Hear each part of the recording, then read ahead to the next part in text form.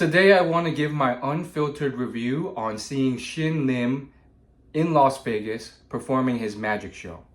Now, who is Shin Lim? Some people may not know who he is, which is surprising to me because I thought he was pretty famous as a magician. But apparently some don't know, and what I would say he is one of the most well-known, successful, coolest magicians I've seen in the modern era. He won America's Got Talent twice, and then before that, he won in an episode of Penn and Teller, Fool Us. I know he accomplished a lot more things before that or throughout that, but those are the things he's most known for as just like a, general spectator. I'm not a magician immersed in the magic world. So that's how I know him, and that's how a lot of people know him. In fact, he won not just America's Got Talent, but then he was invited back right away for America's Got Talent Champions, where he only competed against other winners. What a concept. And he won that as well, and rightfully so, because his magic blows your mind. I was super excited to see him. If you had asked me, out of all the magicians you would want to see, who would it be? And by far, it would be Shin Lim. I'm so glad for his success and how he got a residency here in Las Vegas. After his show, after his wins. I mean, I think it was his dream, and the dream of like any aspiring magician, to hit it big. And at least to my limited understanding, hitting it big meant having a show in Las Vegas, like probably the number one place for magicians in the world. So anyhow, I was pretty happy to see the show, but it is interesting, when I did talk to other people about it, and then when I sat down with the people next to me, some of them didn't know who he was, or they were dragged here by someone else. So it's just really interesting. He's also pretty big on social media now. You should check him out. Anyhow, I'm not affiliated, so I will tell you the good and bad about the show. I'm not going to hold back and just say good things only. But I will say overall, I did really like the show a lot. Now, how did the show go? And, let's kick it off with one thing I didn't like or thought could have been better, because you're probably curious about that. Because yes, I will be heaping a lot of praise on the show. So it's pretty simple. You can book your ticket online, and then you just go to the hotel that the show is in, and then just ask around, and they'll point you to the theater on the lobby floor.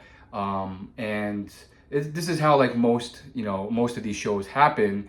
And usually the lobby has like a giant casino going, so you could do a bunch of gambling if you want, but you pass through the casino, cut through, and then go to the theater dedicated for the show in that hotel. So yeah, in that way, I felt like it wasn't that glamorous, because I realized, having been around Las Vegas for a while, like, oh man, all these shows are just like one show per hotel. It's just like, it doesn't seem as glamorous as when you see this whole strip connected and you're like, oh my gosh, it's grandiose. And then you're like, oh, you just drive to this hotel and this is this hotel's magic show. But nonetheless, I would say the architecture inside, the designs, the leading up to it seemed very well decorated. It's kind of like one of those ritzy shopping malls. It was almost too well decorated, too artificial. So you would like walk through these hallways, then you get to like the ushers, then they point you up the escalators, you go up the escalators, then they point you to your seat. I chose a seat kind of in the back because it was much cheaper. And frankly, I felt like that was great. Would I have liked it a bit more? And would it have been slightly better, noticeably better to be up close? Yeah, a little bit, but I really did not mind at all being in the back. But if you want a better experience and you're willing to pay for it, and you want to see him a little bit closer, go ahead and pay for the extra price if you want. But I had a great time. I met some cool people who were visiting. It's their birthday. And that's essentially how the show started and began. And so, with that going, let's talk about one thing I didn't like or thought, maybe was a little bit weird. And then I'm going to heap a bunch of praise, because honestly, I think this was a fantastic show overall.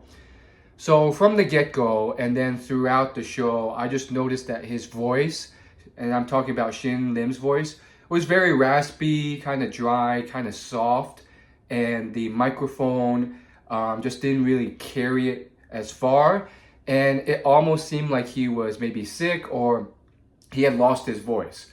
Or maybe, I was also wondering, maybe it was one of those things where on America's Got Talent, because they have all these high-tech mics, he doesn't have to talk at all or talk much or talk loud, and the mic will amplify it. But for me in the back, it really felt like he had lost his voice, or he was having a sick day or something, because maybe he'd done too many shows and just like lost his voice. But I feel like, the show only lasts like a little bit less than 2 hours. So 2 hours a day, I don't think that's too much. I'm sure a lot of you probably talk more than 2 hours a day.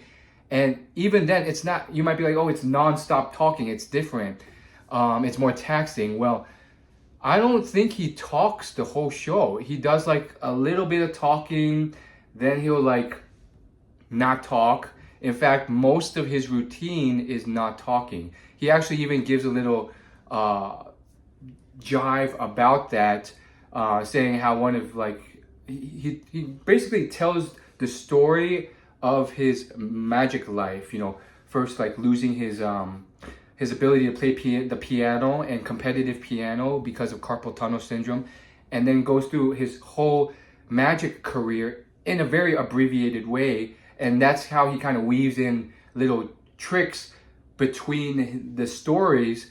But I think, he makes a little joke at one point about how back when he was performing in Asia, before he had really made it big, but he had some gigs in Asia, since he couldn't speak Chinese, he did something very unique as a magician back then, which was he didn't talk in his show. So I wouldn't say he really had that much to talk about. Maybe he was just sick. I really can't tell. But I was just very aware of that. Maybe others didn't really notice, but I don't know why. I think partially because I'm recently studying a lot about public speaking and social skills and communication and presenting and performing and just social skills for interacting with people, and all of that just made me think like how important it is to be loud when you need to be, and clear and crisp.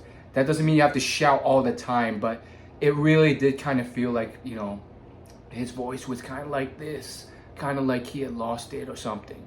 And who knows? Maybe these shows are demanding. And from what I heard from other people who have seen other magic shows or magicians or know about them, apparently some of the older ones who still do shows here, like David Copperfield, have basically completely lost their passion for magic, and it's just a paycheck to them. And I don't know if that's going on or what. I still think Shin loves what he does. Don't get me wrong. But my point is simply that it could just be that he lost his voice because he's doing so many shows.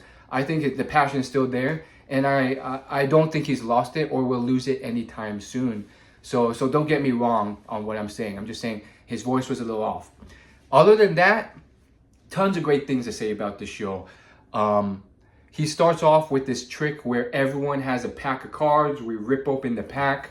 He does this whole routine where we break them in half. And I'm not going to spoil all the tricks, but he does interactive stuff like that with the audience to blow their minds.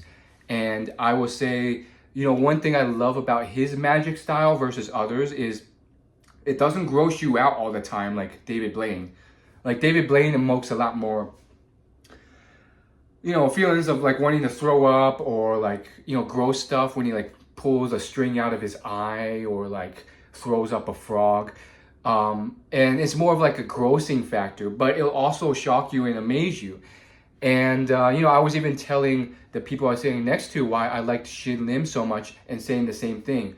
But, if David Blaine didn't have that gross stuff, I would say he's up there too. I'll probably still see David Blaine in Vegas at some point in the near future. But that's why I like Shin Lim a lot. And then his sleight of hand and all his magic tricks are super amazing. So he does some sleight of hand. He does some performances with other people, and he lets other people perform as well. Once again, I'm not going to give you the specifics or spoil it, but it's not all him. Whereas, for other magicians I've seen, like Penn and Teller, it is all them, like 99% of the time.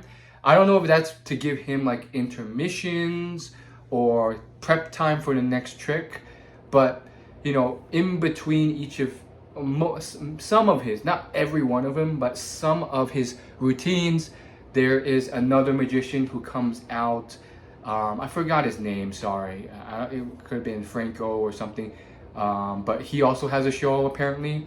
And this guy comes out and does his own routine. And then Shin comes back. And his routines are more kind of like, they're similar, but they're a bit more about hypnotism or I guess optical illusions or virtual, illusions in a sense where, you set up the whole thing and then boom, you pull out a card with a bunch of numbers and you flip the number over and then it's like, oh my gosh, those numbers spell out a word or something, a phrase. So I won't give away his tricks, but, he has his own style as well. And then he also has one routine with his wife, who he met while performing in Asia. And she does like a beautiful acrobatic routine where she's just like spinning on the silver ring and doing tricks and throwing cards. Honestly, I wasn't as impressed about that because, it's, to me, that doesn't really evoke as much when you're just like spinning on a metal ring and like, throwing cards or like generating cards constantly. And that's why I like Shin Lim more. No offense to her, I understand they want to work together, make income together or whatnot, but I was there for Shin Lim and he pulled out some really impressive stuff. There's some stuff that you've probably seen before on America's Got Talent, but he does do stuff you haven't seen before. And I think that's what I liked. His last trick was one where he does that. And I think that's what some of us are there to see. We don't want to see something, we don't want to see the exact same thing we already saw online for free on YouTube. And so I think his last trick, he kind of built it up by saying, this is one that is the most technically difficult I've ever done. I've never shown this online before. And even a year ago, I couldn't pull this off. So that was pretty cool. I would say my reception to it was like, it was, moderately better than the other stuff, but not like 10 times better. So I couldn't really tell what was that technically incredible about it, but I'm sure it was something. And so at the end of the show, I think he got like a partial or maybe full standing ovation. Like some people were still seated, but like I think most were standing. And that is incredible. I think it's well deserved. He has a great message at the end. And this isn't spoiling the show, it's the theme of the show. His show is called Limitless. And then he goes into this spiel about how what he's done with, having carpal tunnel syndrome, and then, also getting into like apparently a big motorcycle accident or something. I can't remember. Like I think a trick went wrong where he had his like thumb almost severed off or one of all the tendons. And then coming back from that and being told you could never perform magic again, he was basically saying that like, you all are limitless. Like, don't let yourself be held back and believe you can't accomplish it. And I think that's a very inspiring message. I don't think other magicians or other shows really come out with an inspiring message. And, he hints at little pockets of this, especially with the final routine where he points back to that message a few times in his routine. I think it was very inspirational to see and amazing. And fun fact, at that moment, I realized, whoa, one of my usernames on Instagram is No Limits Will. So it's just kind of funny how that kind of fits in there. But yeah, essentially, I had that username just because, I found it to be kind of like a self-development, inspirational thing. Like, don't let life limit you. Now, how true do I believe that to be? I still have my doubts. Like, can an 80-year-old woman, you know, play in the NBA? Probably not, even if she believes she's limitless. But I do think that we can probably get farther than we think. I don't think we're going to accomplish anything. We can't just, think it and turn a pig into a bird in a split second. But I do think that some things that we think are really difficult or near impossible. And I'm not going to get too deep into my struggles, but, I certainly have my beliefs and struggles about, what I can and can't accomplish in life. It really was kind of like a little, nice inspiration to it. Okay, so lots of cool things in the show. What's mostly the show about? Well, there's different types of magic, and I'll be honest, it's a lot of sleight of hand. It's not completely all sleight of hand, which is great, but there's a good amount where it's just Shin with his cards, and he's doing it like on the table with like a camera from above. And I think this is great, but I felt like it was amazing to watch, but like, I guess because that's his specialty and because that's most of the show, you're basically, even if you're like near the front, you're basically watching a big screen that magnifies him doing sleight of hand at a table. So it's kind of like, yeah, I came to see it live, but I'm also kind of seeing it from the screen because it's so far away that like you can't see the sleight of hand. Now, once again, there's other acts that don't do sleight of hand, and then there's also, a couple acts that Shin also doesn't do sleight of hand. So don't be discouraged. And by the way, the sleight of hand is incredible, just to see it live. Now, I've seen it many times online. So in a way, that plus the fact that I've taken a couple like magic online courses by like masterclass.com, like I can kind of start to see the tricks and how they happen. Not completely. I haven't figured out everything by any means or anywhere close to it.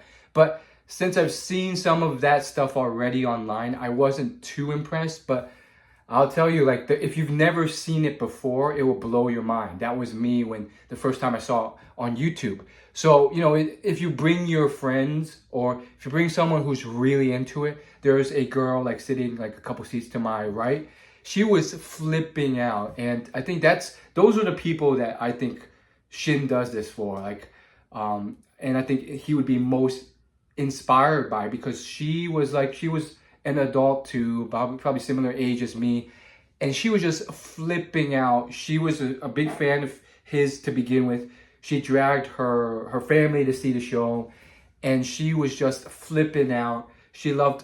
Her mind was blown by all the tricks, and especially the couple interactive ones at the beginning, where like by the end of it, like, he basically, like, I don't want to spoil the trick, but like everyone in the audience is like shuffling their own cards, and then he makes this crazy thing happen. And for me, I was piecing it together because like I kind of knew a little bit about how magic works behind the scenes and forcing cards, but she and most of the audience were like flipping out, and they were like, I'm not feeling safe anymore. This guy is crazy. So incredible show. I think I would love to go again. But from what I hear, a lot of these magicians will just do the same routine over and over again. Maybe they'll switch out like one of their acts in that show, but most of it stays the same, and then it just becomes like a paycheck thing. I would love to see it again in a year or in 2 years, if like all the different things were different. And while I love the sleight of hand, I would have loved to see kind of more the classic magic where you are kind of like interacting across the whole stage, making an entire person disappear or something, and using the audience and stuff. And there's other magicians who do that, so that's why I did go to other magicians. Check out my video and review on those. And overall, I found him to be still one of my favorite shows in Las Vegas. I mean, if you're here, it's known for magicians, and I still think he's a top one. I don't think you'll be disappointed. I think I paid around $80 for a ticket, which isn't cheap, but isn't gonna like break the bank like Taylor Swift is. And yeah, you will see some other cool stuff too. It's not just all zoomed in camera work with the hand. He plays the piano too, or at least he'll play a little bit now. It won't be his full routine, but there's like an entire grand piano, and he's like kind of in the air suspended, and he'll play it. Yeah, there's a lot of other like routines and stuff. I didn't record it because like I hinted at, they don't want people stealing the show and then posting it online. So they asked us not to record it. And out of respect, I'm not going to spoil any of the acts or break down exactly what happened. Maybe I'll spoil one, just because, like, I mean, I think I could get away with it. I'll give you a little spoiler. So the first act, as I mentioned, is a pack of cards. You open the pack, there's like 4 cards in there. He tells us to rip it in half. So everyone in the audience is doing this, except for like the 10% of people who come late. It's crazy. There's a ton of people coming in, even like 20 minutes into the show. So that's another part of it that's a little bit off-putting, but it's not a big deal for me. Anyhow, rips it in half, and then he tells us in a very specific set of instructions. So if you don't follow these instructions, it won't work. But like, okay, now take the top 2 cards, put it to the bottom, and then, put that to the top, and then, shuffle it up and down a few times. And by the way, I worked out how it worked after the show, but nonetheless, the point is, at the end of all this shuffling and stuff, he even has us like throw away little bits of cards until there's only 2 pieces left. We flip it over, connect it, everyone has the same card. Boom. People are freaking out when that happens. So tons of really cool routines, and there's so much more to that show. So really cool. We got to keep the cards. It was super interactive. The cleaning crew probably had a tough time cleaning that up, but it's all right. And yeah, it was just a really enjoyable show overall. I definitely stood up and supported that standing ovation. And there's definitely some really cool parts, routines in the show. Some more than others. Some were really cool. Any type of sleight of hand where he would like throw stuff in the air, or his wife would throw stuff in the air and it would generate stuff, or he would, I love the things where he performs with like, he rolls his sleeves up. So there's nothing like hiding in his sleeves or anything. So that's really cool to see. And yeah, some of it's still inexplicable. Like, I don't know where all these cards he's generating comes from. Yeah, I mean, there's some things like the whole smoke from his mouth thing he's done so many times online. He does that whole routine again, but it's still really cool to see in person. The real human flesh is there. It's not just like some virtual bits. Like, you actually see him, and it's actually him. So that's really inspiring. And yeah, overall, I really like the show. I think if I could improve anything, I think it'd be cool if he reinvented himself, and then like next year he did a different show. I'd love to come back and see something different. I think there's a lot of ways he could go with it. He could learn, there's so many magic tricks he could do instead of that, or add on to it. And that may not happen because a lot of these Vegas shows just want to, if it's working and if it's selling, don't change it, but I mean, I think there's a lot of things he could do. And he basically tells the story of his career, and that would be cool. But there's other ways you could tell that story, or you could tell a different story. And I would be a returning visitor essentially, rather than just a one and done thing. And I think one of the things he could have done is perhaps tell that timeline in a more modern way. So like, the history of his career was more focused on like him leading up to like his first big break with winning his first big major competition in the magic world. But then like he doesn't go through like the rest of this stuff, like winning America's Got Talent, Penn and Teller and all that. I guess that's implied, so he doesn't tell it, but it's more so his earlier years, all the way up until he wins his first major international magic competition, which I didn't even know that it existed, but it does. And it was cool, but I would have liked to see the full linkage, because I don't know if everyone knows that, and that's really his big accolades. Or he could tell different stories, or he could just turn it into like some really cool routine. I've seen so. I think there's a golden age of magic, at least in the past, and I would love to see some more of that in Vegas, or a return of that. Where there's a bunch of mist in the air, and then like, the magician like goes in and then makes a lion disappear from a cage, and then he has a mask on, and then he like disappears, and he comes back like different suit or something, and then crazy stuff like that, where they're using the full stage, and there's an air of mystery and all of that. And so I would love to see that type of magic at some point. I don't necessarily see it from Penn and Teller or from Shin Lim in that way, but I do think another thing I really like about it is he has a good sense of humor. Shin is down to earth. He pokes fun at himself, and he's funny throughout his routine. And I think that playful attitude is also kind of a secret to life, secret to happiness in life. Something I could learn from. I think I take life a bit too seriously, but in his show, in his routine, he's playful, he's laughing, he's poking jokes at himself, at others, and he's such a cool guy with like his cool hair. So it kind of, I guess, makes him more relatable and shows that he's not like full of himself. I am not,